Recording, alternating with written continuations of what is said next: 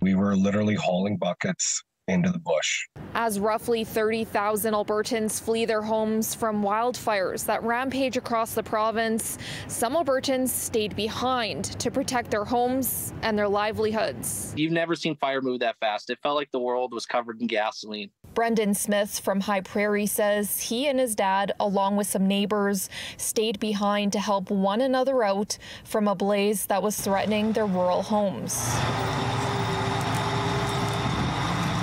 I've seen it all right from an excavator window, like just working away, trying to push trees over, trying to dig up dirt, till up dirt.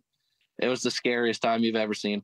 It's the same story at Shining Bank near White Court, where some returned after being evacuated. There were spot fires everywhere throughout the bush. So basically the whole community gathered up their water totes and went and filled up water and started putting out spot fires everywhere. Bucket by bucket, Lalonde helped put out hot spots, saying there were no firefighters in sight other than a single helicopter.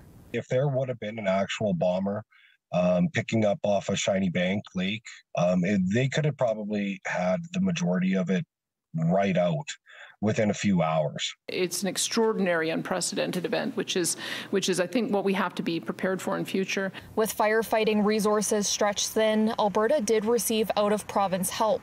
Daniel Smith says there are calls out for another 1,100 firefighters to assist, but it still left some to take matters into their own hands. If it wasn't for us getting up that early and going back to check the damages and then starting to fight the spot fires, with the high winds, I think it definitely would have flared back up. That's where some believe the Alberta Repel program could come into play. I think it would be night and day. In 2019, the Alberta government ended the program for firefighters who rappel from helicopters to fight forest fires.